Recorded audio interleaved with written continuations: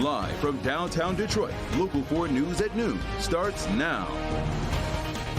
A Chinese researcher with ties to the University of Michigan is due in court today, accused of smuggling biological materials into the United States. Thanks for joining us this noon. I'm Rhonda Walker. I'm Jason Colthorpe. Recently, we've learned the FBI has taken 3 Chinese nationals with ties to Michigan into custody.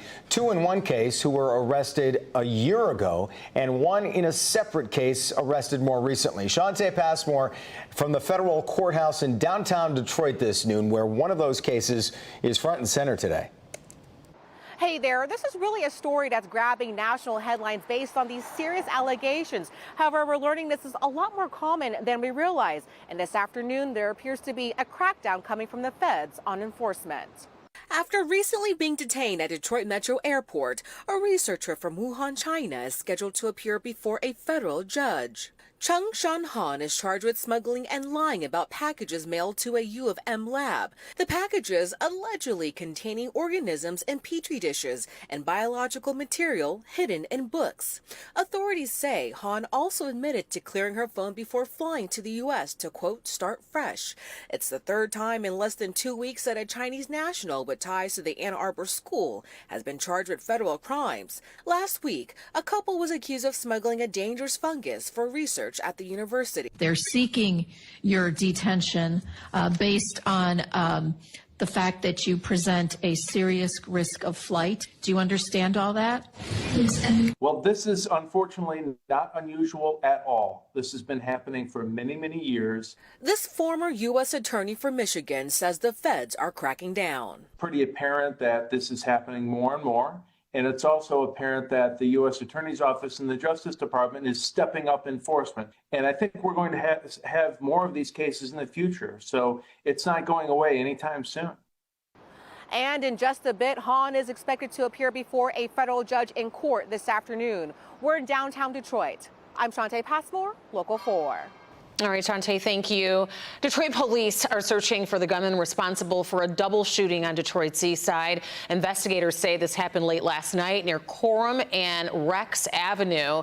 We are told that the shooting left 1 man dead while another injured in what police say appears to be a domestic incident.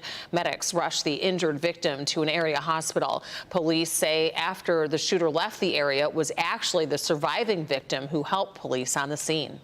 So just before 10:30, units received a shot spotter run in the area of Coram and Rex.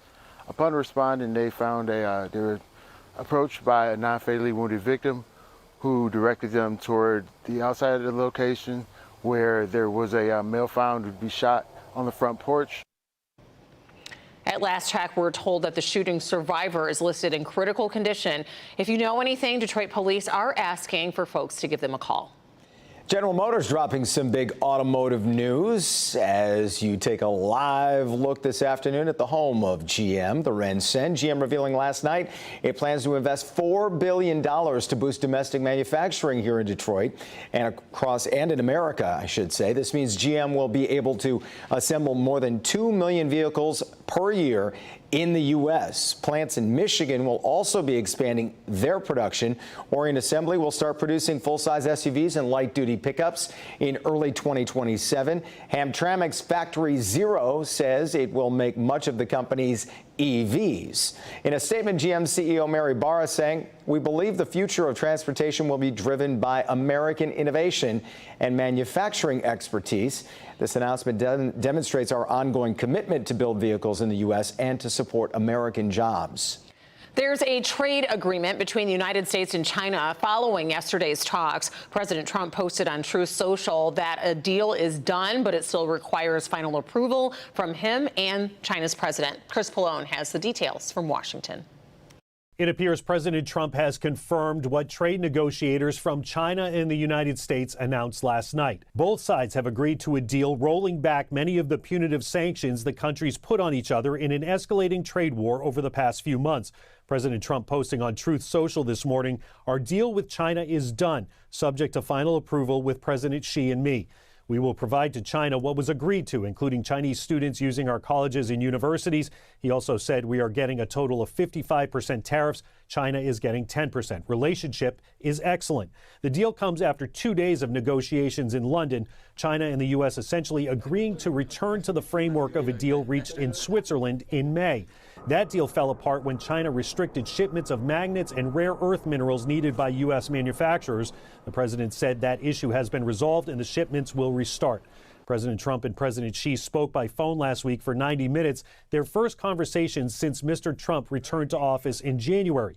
It's unclear whether this agreement will lead to a broader trade agreement between the two countries. Yesterday, a federal appeals court gave President Trump a win, ruling that many of the tariffs he's put on imported goods from foreign countries can remain in effect for now.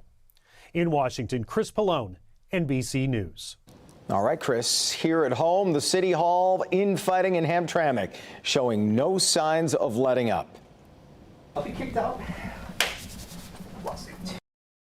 That's City Manager Max Garbarino saying lawsuit as he walked out the door, escorted by police, I might add. Mayor Amir Ghalib asked him to leave the building during last night's City Council meeting, saying he didn't feel safe with him there. Garbarino even threatened another lawsuit, as you heard. This comes days after he already filed one against the mayor and other city leaders, claiming retaliation and discrimination. Mayor Ghalib insisting Garbarino was only there to stir up trouble. I think Max is here to intimidate the city council and mayor, and he should not be inside the building. If he's still here, I really don't feel safe now. He should be out of the building. Late last month, the Hamtramck police chief was suspended amid allegations of misconduct, days after the council launched a different investigation into the residency of 2 council members. That investigation will likely be underway for quite some time. Dog attacks on postal workers are on the rise. The U.S. Postal Service says attacks reached a 7-year high last year. More than 6,000 attacks were recorded, and that includes chases, bites, and even a few deaths. Dogs are popular among American families, of course, with 1 in 3 households owning a dog. Midwestern states have a higher rate of dog attacks when the data is adjusted for the number of households. It's already cooking outside, mid-70s right there. And headed up into the upper 80s today. That's going to feel a little different around here. Let's get to Ron with your forecast. It truly is warm on this afternoon, and it is only going to get warmer. We're already in the 80s in most of southeast Michigan.